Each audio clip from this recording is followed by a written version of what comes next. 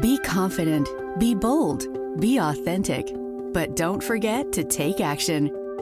This is Ordinary to Badass, where our stories empower women to step into the spotlight of their own lives and pursue what they're truly passionate about. It's time to step into the arena and become more than just extraordinary. It's time to become a badass with your host, Marie Sonneman.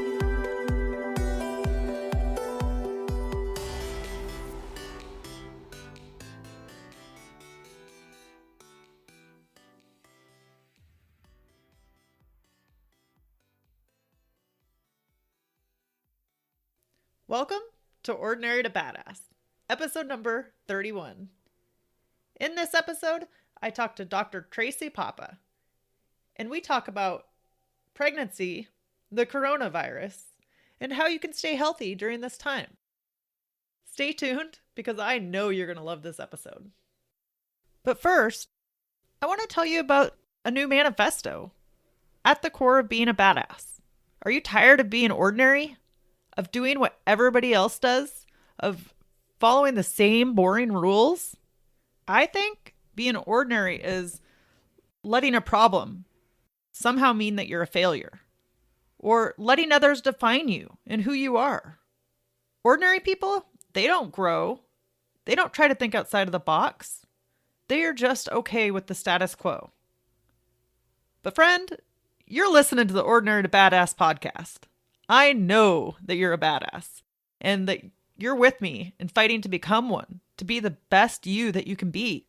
So if you want to check out the manifesto At the Core of Being a Badass, go to www.ordinarytobadass.com. Now to the episode.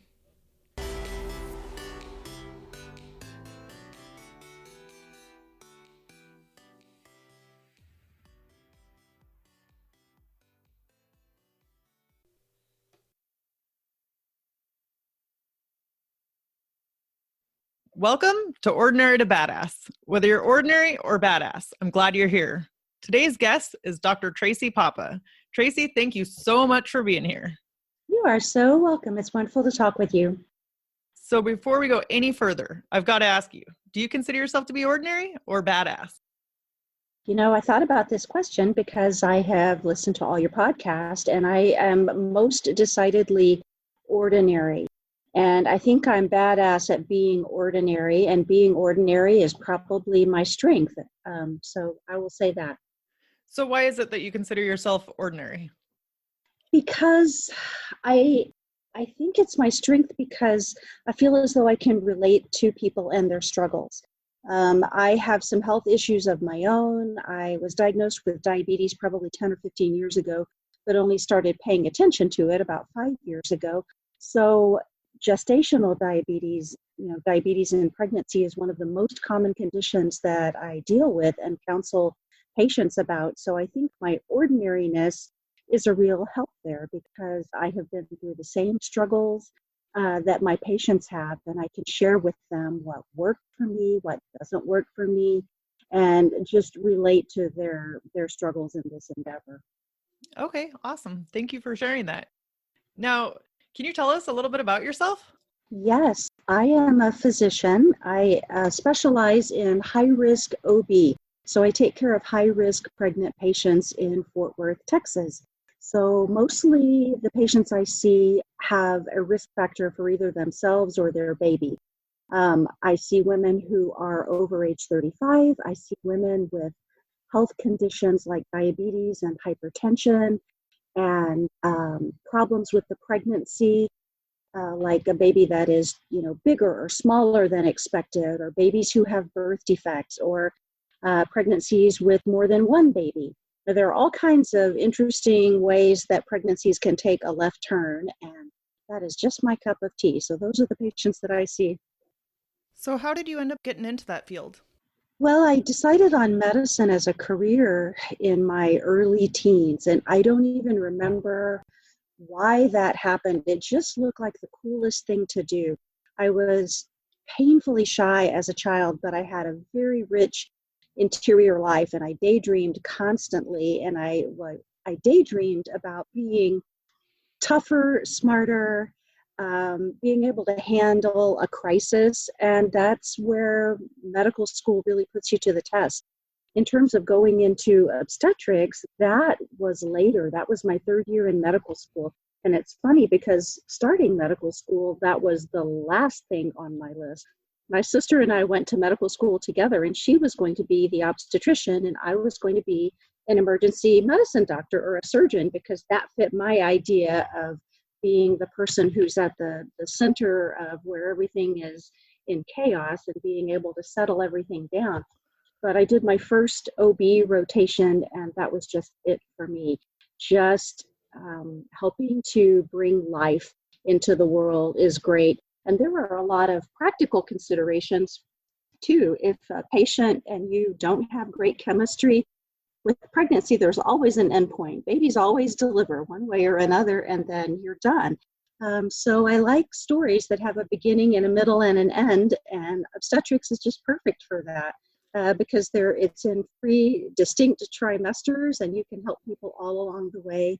What I really love about what I do is that even if pregnancies have a bad outcome, and even though you feel like you can't do anything for somebody to fix their baby who has a condition that's not compatible with life outside the uterus, you still can help. It helps people to know that you've done your best and they've done their best, and you have traveled this journey with them. And even if an outcome is bad, a lot of these people get pregnant again, and you see them again, and you get to experience the happy part with them. And it's just that much more joyful.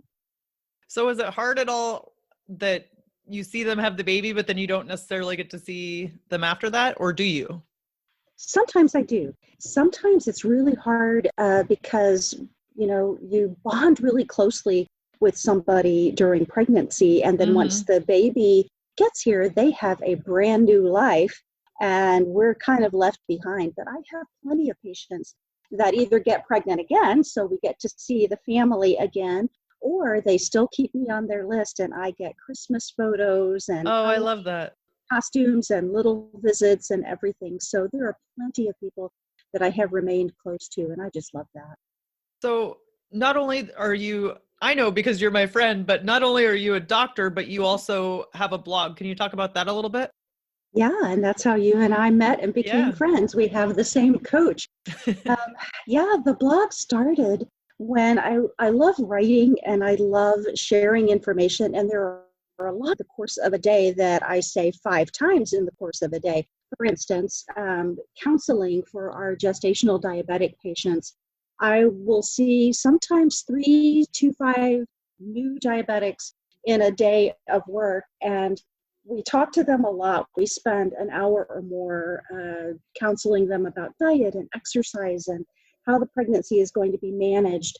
And it's not that I get tired of saying that, but I know that people don't always process everything at that first visit. They need reinforcement. So I wanted to create a resource for my patients so that after we were done talking about everything, they could go home and then just go through some of it again. So the blog and the my YouTube channel kind of started as a resource for patients to be able to look at more information, just a deeper dive into a lot of the topics that we talk about and some of the most common problems that I see. So what impact have you seen that make on people? Well, some, and a lot of my subscribers are not patients, they're other healthcare providers.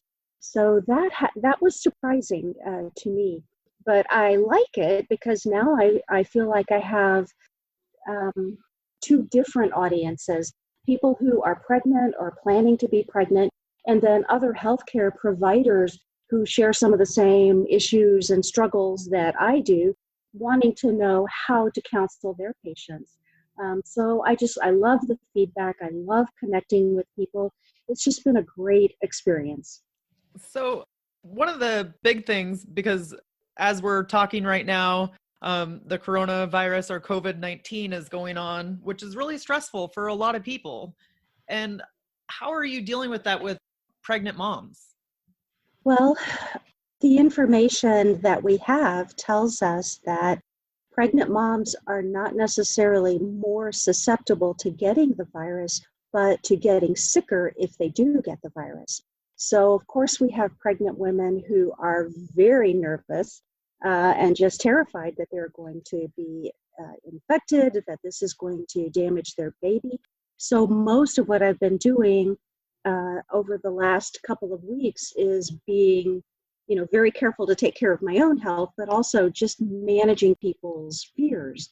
And there's daily updates, so we really have to stay tuned to new medications and treatments and what the status is of test kits and their availability. Who should be tested? Who should not? How should we manage these patients? I mean, there's just a deluge of information for providers to process and then try to simplify it and feed this to our patients so that they can be more comfortable about what's going on. So if there's a pregnant woman out there who's concerned that she has coronavirus, what should she do? Well, think about why does she think she has coronavirus? So testing is not universally available. So what we're trying to do is reserve testing for people that we feel are at higher risk. So these are people who have traveled to a high risk area. Have you taken a cruise? Have you been to Italy or California or New York? Have you been exposed? Have you had close exposure to anybody with any of the above? Do you have a cough? Do you have a fever? Are you short of breath? So basically, we start with just basic screening questions. And although there are cases of just community-acquired COVID-19, they're fairly uncommon at this point. So most of the time, the people that call with concerns don't really qualify for testing. But if they do develop any of these or they have any known exposures, depending on how testing works in your area, you can go to be tested. There's a lot more to talk about here. I mean, before you go to your doctor visit or before you show up in the emergency department, we ask everybody to call, especially if you strongly believe that you may be infected with COVID-19. Call before you come so that you can be taken. Don't sit around and cough in the waiting room. Tell somebody so that they can take you back to an isolated area. Almost all hospitals now have designated areas where we take people. The same places where we take people that we suspect have flu or strep throat, we're using now for the COVID virus. So what I tell people is that, if we question them and they do qualify, or I do think they need to be tested, to follow those steps. Here in Fort Worth, most of the emergency rooms are set up to do testing, but we ask that patients call before they go in to find out how the procedure works. It's very frustrating to be sent home. Yeah. Without a test or without getting the information that you want. And the testing takes maybe 3 to 5 days to come back if it's sent to a commercial lab. Some of the hospital labs are able to result this sooner. And lastly, there's no specific treatment for this. So most people who have the virus are going to be mildly affected. They're going to feel like they have the flu, which is no fun, but it's, most of the time not going to kill you. The concern here is that it has the potential to make people sicker. So what we tell our pregnant patients is to monitor their symptoms very closely. Most of them can still be managed at home in isolation, and very few of them will have to be hospitalized, but we tell them what to watch for and what to look for. So increasing shortness of breath, high fever, dehydration, and things like that should bring them back. And again, they should call before they come back.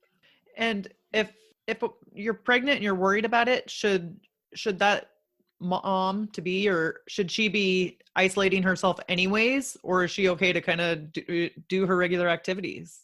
Well, we're all social distancing to some degree.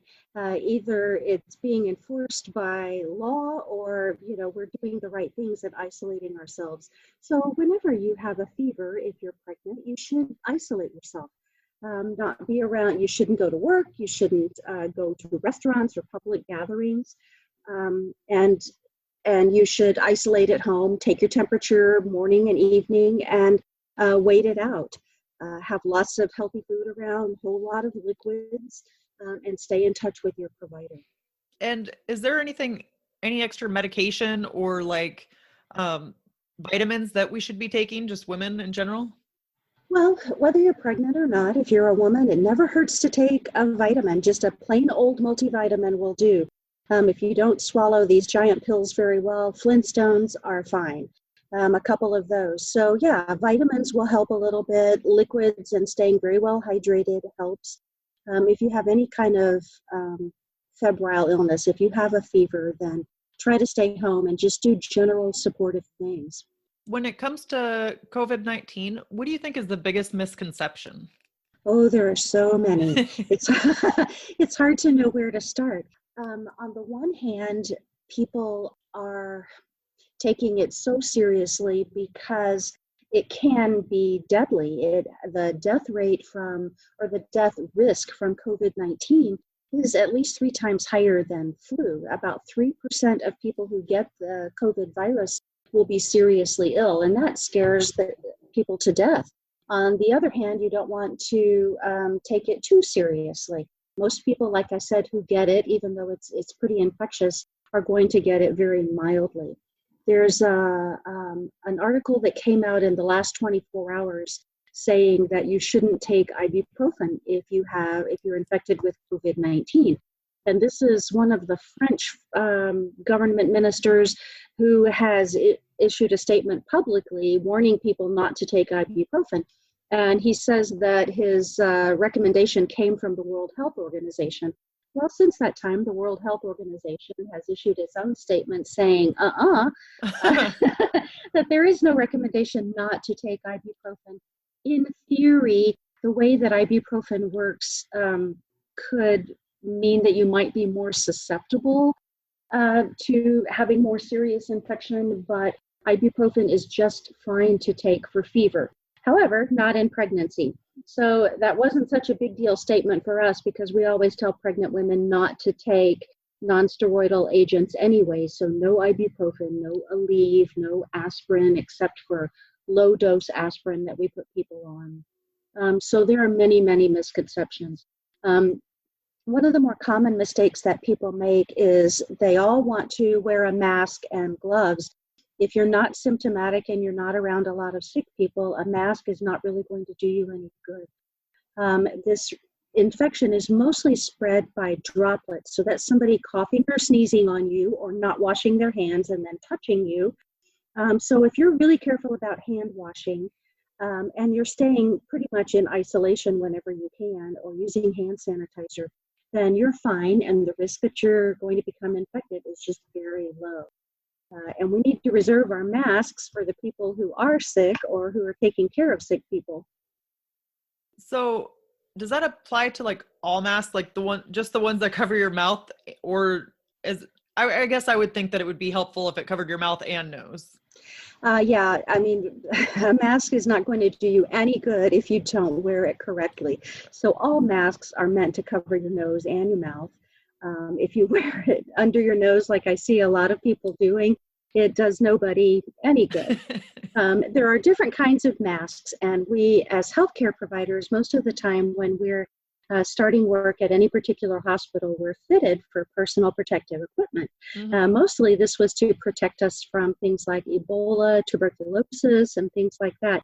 And most of us don't have to wear that special equipment unless we know that we're in contact with somebody who's under investigation for COVID-19 or has a confirmed diagnosis. The rest of the time we wear regular masks or the N95 masks, which are the more cardboardy things that just cover your nose and mouth and form a little bit more of a seal.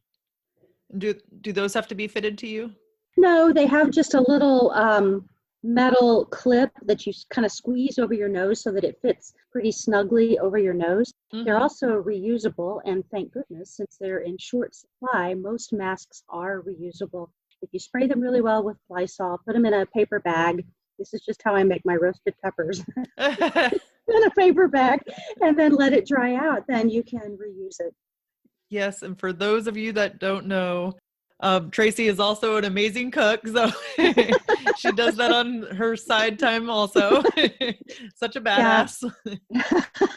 Yeah, it's really funny how one topic reminds you of another. So I think of a lot of things in terms of, oh, this reminds me of, of food. Right. So that's where I live. So, what's the most common question that you're asked about COVID-19? There are a lot of questions. I would have to say that everybody starts by just general questions. Should I worry? What should I do? Our pregnant patients are calling and asking, should I go to work?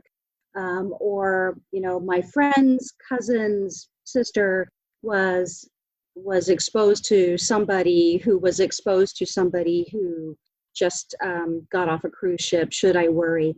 Most of the time, the answer is no. We're taking a lot of precautions with our patients. One of the things that you might notice is that for our OB patients, and every practice and every hospital is different, but in Dallas, for instance, at Parkland, they've started a no visitor policy, which is kind of sad if you're pregnant, um, but we've done the same thing now in our office. We have people call when they come to the office, and we'll call them, just stay in your car. We'll call you when it's time to come in so that we can take you straight back to an exam room. People ask whether or not they should go to work, whether or not they should come to their doctor's office. Do they need to be delivered any earlier? And most of the time, we're going to manage your OB care exactly as usual. And in our high risk practice, there are not a lot of people who really need to be delayed. They're there for a reason. So most of the time we're able to answer people's questions and put their minds at ease. But rest assured, we're taking all necessary precautions. And everybody wants to bring a whole bunch of people to see their baby. So we tend to get crowds when it's time for an ultrasound. I feel like we should be setting up bleachers in the room sometimes. Everybody wants to see that baby. And so it's hard, but now we're limiting visitors. Last week, we started only letting dads back with our pregnant moms, and now we're not even doing that. Oh, wow. Unless they're receiving genetic counseling or news that they need to receive as a couple, then moms are just coming by themselves, and dads and families are waiting in the car. And we feel as though that helps protect the patient and the people who are taking care of her. Because if we can't take care of ourselves and limit exposure in our office, then we're not going to be doing you much good. How are the moms handling that? It's hard because everybody wants their team with them. Yeah. When they're looking at their baby or they're seeing news. One of the things, really interesting things that has happened in Texas, and I'm assuming in a lot of places, is that normally there are pretty strict requirements to be able to do telehealth. So you can't just FaceTime somebody on your phone and call that a consultation. You have to have a designated computer. It has to be in your office. There have to be strict privacy requirements and everything. But in the light of this serious pandemic, the restrictions have lightened a lot. So a lot of times for routine visits to your OB doctor, you might be able to accomplish a lot of this by phone. And we can talk on our phones. As long as we are trying our best to maintain patient privacy, then we can Skype on our computers. We can do ultrasounds, and these days I am fine if mom wants to put dad or family on FaceTime, and we will all talk together and she can turn it around. Normally, I hate that when people record their exams, and our policy is to restrict or prohibit it. But right now, the world's on fire, and we're doing some special things. And I love that, because so often we just try to stick to the rules and we don't go, but there are certain exceptions where the rules just don't make sense, Yeah, this has been so surprising in many ways. All hospitals have disaster plans. I mean, we have to. And these came to light, especially when Ebola was a thing.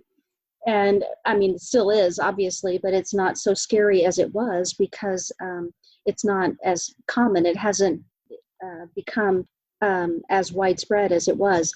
But we're finding that there are holes in our plan that you can't anticipate until you're actually in that situation. Right. So we didn't have all of the supplies that we thought we needed. We don't have all of the negative pressure rooms that we thought we needed.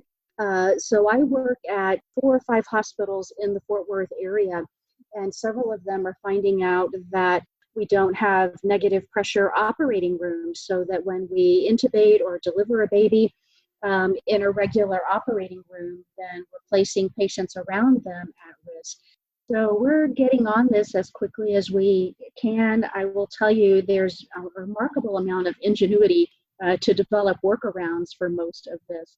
And I've been watching a lot of YouTube. I saw an anesthesiologist who had all this tubing set up so that a single ventilator might be able to supply 4 patients. And I thought, that's amazing what people can do in a crisis. Yes. And I would venture to guess that there's going to be a lot of policies for, for doctors, for emergency responders, that'll be altered after this, because like you said, sometimes you don't know until you go through it. Right. You don't know what you don't know. You don't know the ways that you're unprepared. So we all do drills. That's part of how hospitals are accredited. And in labor and delivery and in the OB setting, we live by drills because they really do help improve patient outcomes. But there are no drills that can prepare you for everything. So we try our best. We're learning on the fly. I feel as though everybody is doing an outstanding job. I have never seen such a spirit of camaraderie and everybody giving each other grace and just taking good care of each other and our patients. Everybody that I know has really stepped up. And, I was kind of surprised because I saw that actually at the grocery store too. And I was expecting, because a lot of the grocery stores here are wiped out, or at least like all the canned goods or any cleaning goods, anything like that, are just completely just like wiped out. But it seems like people are being very kind, at least the experiences that I've had.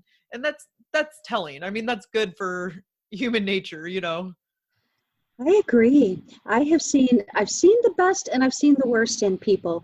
There are definitely a few people out there that have sort of an every person for themselves attitude. Yeah. But those are really the minority. Almost everybody I know is concerned for their neighbors.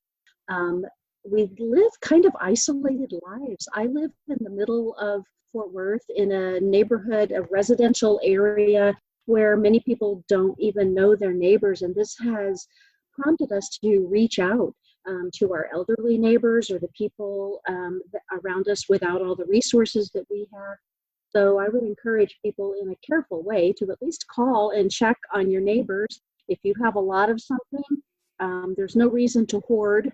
Right. Share what you've got. And this is all going to work out, and we're all going to be a lot closer than we ever were. So this has had some positive side effects, but we just need to take care of each other. Yeah. And not freak out. I think it's so easy to get wrapped up in it and freak out, but that doesn't do anybody any good. Yeah, we know that, but we're not always rational creatures. I was standing, I'm fairly rational most of the time, but I was standing in the middle of the grocery store watching this chaos swirl around me, and I turned to my husband and said, "Are we just not worried enough?" And I grabbed a couple of extra cans of beans, and I thought, okay, here's my concession to the general panic. I'm going to make sure that I've got a few extra canned goods. But, most of the time I'm pretty realistic about this. My patients are doing very well. Everybody's mostly going to work. I've been telling people that if they have the opportunity to work remotely, do. And just stay at home. I've got a Facebook video on 5 things that you can do while social distancing. Just not exactly making light of it, but seeing another side of this. People staying home, gosh, it's a great chance for spring cleaning and reading the books that you have set aside and making time to do these things that you might not have another chance to do. Yeah. And, we always say that we don't have time. Like, oh, I don't have time. But then, okay, if you're social distancing or if your work is having you stay home, then it's the perfect time to get those things done.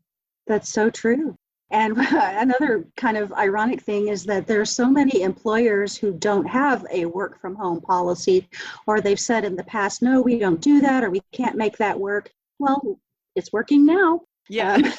People who didn't have a policy or didn't think that that was going to work find that they're surviving just fine, and their employees can be just as productive Right. from home. Yes. And adapting with the times or with what's going on is just huge. Yeah. So what would you say to somebody that has high anxiety? Um, Either Like in every general pregnant or woman with who this. comes into my office. Yes.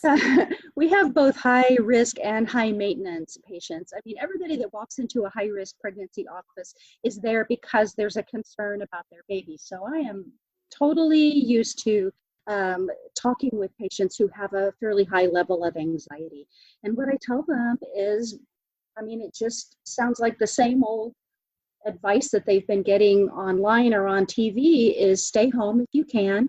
Don't let any sick person near you. They have no business being out of their own homes. Just drink a lot of water and stay calm. Turn off the news. I mean, you can watch it, but my husband has the news on 24 hours a day. And this is just him. Even before this pandemic, this was just his personality. But most of the time, they just keep rehashing the same information until there's something new, and then they're going to just obsess about that. Get your daily fix and then turn it off and live your life. Yes. Stay home if you're sick. Take Tylenol if you're pregnant. If you have fever, check your temperature. If you think that this feels like something more, contact your healthcare provider. Try not to just show up somewhere. Call before you go in and ask what the procedure is so that you can do things the right way. And I don't think that's just in Texas. I think that's everywhere right now. I think I heard somewhere that the Antarctic was the only place that coronavirus hasn't hit. Yeah. And I'm just waiting for spring. I'm hoping that things are going to get better. I have a vacation planned in Memorial Day weekend with the whole family. I have not canceled my tickets yet. I'm just waiting to see how things go. I think that there will be several waves of this virus as people sort of relax their guard and they get out in public again, and then we'll see a little bit more of it. This is not going away anytime soon. And all we're trying to do by isolating people is we call it flatten the curve. We're trying to reduce the rate at which this spreads so that we don't run out of medical resources. So if we can keep this curve pretty flat and not have the rise of this proceed so quickly that we don't have ventilators to put people on, or we don't have medications to give, or rooms to put people in, or intensive care areas for moms or babies, then that's going to be very dangerous. So just do what people are asking you to do. It's hard for some people to take this seriously. If you don't know personally anybody who's been infected, then you're going to be tempted to just not believe that it's real. It kind of got real for me when Tom Hanks got infected. Because he's everybody's friend. So I read a tweet that said now everybody has somebody that they know with coronavirus, and I thought that's so true because he just feels like a member of everybody's family. So, we just have to, believe it, that it is out there, and you do need to be careful. And when all is said and done, if it's not as deadly or as widespread as we thought, it's not because it wasn't real. It's because all of us did the right things. Yeah. And I mean, coronavirus doesn't discriminate. It can get any one of us, but I think we just manage it the best we can. It certainly can be. Anybody can get infected, but there are certain populations that we really need to protect. Pregnant women are one population because they do tend to get sicker. And elderly people and anybody with a chronic medical condition like diabetes or anything that compromises your immune system, those are the people that especially we need to take care of. So I want to be doing what the doctor's doing. What do you do to protect yourself? Well, here I am at home, and I'm, doing things like coloring. My next few videos on my blog are going to be recipes that you can make with the food that you've hoarded, or recipes that you can make with food that you probably already have. So when I go to the store, most of what we're missing is fresh meat, fresh chicken and ground beef and everything. So I think I'm going to talk about recipes that you can do with sausage. There's plenty of that in the grocery store, and canned goods. So just, have a little fun. Take this time to do some things that you have been meaning to do around the house. Almost none of us busy people spends enough time at home. So this is a real opportunity. That's what I'm doing. Is there anything you're doing? Like, are you using like hand sanitizer? Do you have wipes? Yeah. What are you doing in that area? Yeah, as a healthcare provider, I use a lot of hand sanitizer anyway, and lots of soap and water, but now I'm just doubling up on that. Every time we walk into a patient's room, every time we walk out, we foam in, foam out. We wash our hands for at least 20 or 30 seconds. I do that when I've got 25 layers of hand sanitizer on my hands. I have to go wash it off. So yeah, I'm being extra careful about using the hand sanitizer. I am no good with the not touching my face, as you can see.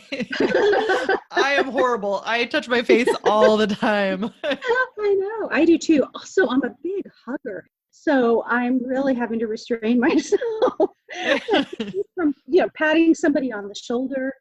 As an osteopathic physician, we are big believers in, putting your hands on the patient, and so I'm just trying not to do that when it's not really necessary. That's the really only different thing I'm doing. But definitely, yeah, lots of hand washing and hand sanitizer, being careful about distancing myself from people. And in the work environment, just making sure that the people who work with me are also safe. So we just need to take care of each other. Yeah. So, girly question, what are you doing for your hands? Like, do they get super dry, I would assume, from all the hand sanitizer? They do, and I'm not going to the nail salon right now. So I have hand lotion, and I keep it at home, and people give it to me for Christmas because, all these gift sets and everything. So yeah, I've got some good smelly lotion. And I use that every few times I wash my hands. It'll last for a little while. When I can't smell it anymore, then I wash my hands and put on some more. My hands always get dry in the winter anyway. Not that there's a whole lot of a winter in Fort Worth, Texas. But yeah, I mean, if you use a lot of warm water, you've got to make sure and moisturize. So that's about it. Right. You've kind of already hit this, but what do you do to remain healthy while social distancing? Well, I have a chronic health condition, and I'm getting older. So I am one of the high risk populations. So I'm just trying to be careful to eat extra well. So food is a real treat for me. I haven't always had a healthy relationship with food in my life, but I'm really trying to treat it as a privilege and trying to take really good care of my body. I work out. My gym closed, but I'm trying to work out some at home. Yoga and relaxation exercises are great. My local yoga studios are now having online classes, which I think are wonderful. I'm trying to eat a little bit extra fruit and vegetables, and just take really good care of myself at home. I take a tub bath and relax, and I just give myself a little bit of grace too. I don't have to be everywhere. I don't have to do everything, and I need to take care of myself so that I can help take care of everybody else. Right. And this is a stupid question, but when you get stressed out, does that weaken your immune system too? Absolutely. I'll use, in the context of diabetes, what I tell our patients who are just frustrated with their glucoses is that if you don't sleep very well, your glucoses will be crazy. If you're under a lot of stress, your body and your metabolism will just handle things differently. So the answer is absolutely stress plays a role. And of course, if you're stressing about being stressed, it can be a real cycle. But I just try to remind myself, my rational self, that, I'm doing fine. Every time I have a little, I think, oh my gosh, I'm sick, I'm getting sick. But, just try to be real with yourself. Tune into your body, take good care of it, and give yourself a friendly reminder every now and then that you're probably doing better than you think, and you're doing all the right things. I tell most of the patients who just seem overwhelmed with any medical problem or hiccup with the pregnancy that you've got this. People don't think that they can do things. When something goes wrong with their pregnancy, they think it is the end of the world and they just can't. But most of the time they can. And they amaze me and inspire me all the time by what they're actually able to do. And this is true of most people. I think we're all more courageous than we give ourselves credit for. More badass than we give ourselves credit for. Exactly, right? So, just connect to your inner badass and just kick some ass. I love that. And when in doubt, do yoga. Yeah. Oh, man, that helps more than mind and body. That can help you a lot. Absolutely. Absolutely. So can you get the coronavirus 2 times or like more than once? Well, we haven't really seen enough of it to know. With a lot of illnesses, with a lot of viral illnesses, like, I don't know, German measles, you get it and you never get it again. With coronavirus, there do appear to be a few cases where people have relapsed. But in general, when you're over it, you're over it. I think that it's unclear whether or not they were actually reinfected or whether they just went back to their normal activities before they were completely well. Right. So if you're sick with any illness, but especially coronavirus, stay down for a full couple of weeks. We're not letting people come back to work unless they have been without a fever. Some people use 3 days, some people use 7 days. You want your cough to have completely cleared, and you want to make sure that you're really ready. And with all of this and everything going on, so much on our plate, and I don't know if this is the stuff that you said before, but with our mental health, how can we keep our mental health good? Well, we take care of patients with a lot of mental health issues too. And I mean, all of us have mental health issues. We don't always recognize it. And sometimes there's just not even a name for it, but you need to do whatever works for you in terms of de-stressing.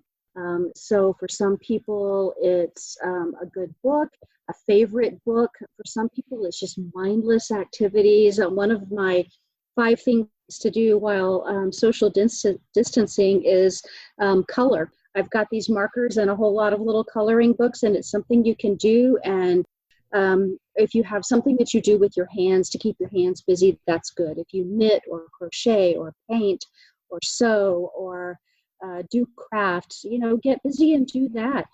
Staying busy, I think, is a great de-stressor. Yeah. And I think for the moms out there, you could use your kids' colors and coloring books. Otherwise, of course, there's adult coloring books too. Yep, and I've got them both. So what is one piece of advice regarding the coronavirus that you think that we should all know about? I think that you should take the advice of social distancing seriously. We can definitely slow the spread of this virus considerably by just keeping our distance and staying at home. It's really tempting to get out and be with people. What I would tell people is that you can still connect with your friends and your loved ones. Love knows no distance. You can write letters, you can talk on the phone, you can FaceTime, but take this advice seriously. You need to stay home. Yes. That would be my best advice. Stay home. No, I love that. And I think that there is literally no time in the world that is better than right now. As in, if you have to social distance, like we can hop on a Zoom call or on FaceTime or, Right? There's still ways to connect with people, even though you're not in the same room with them.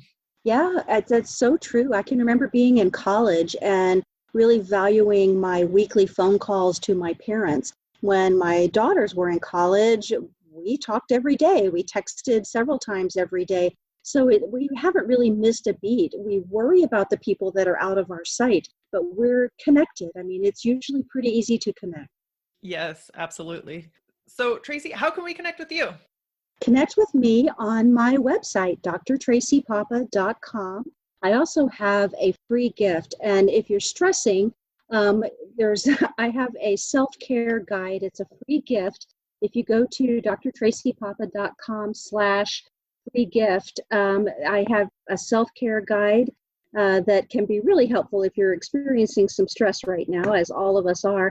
It's got a few recipes that are meant for pregnant women who are suffering from nausea and vomiting. It's got some good comfort food, some chicken soup and some ginger lollipops that could really help settle your tummy down.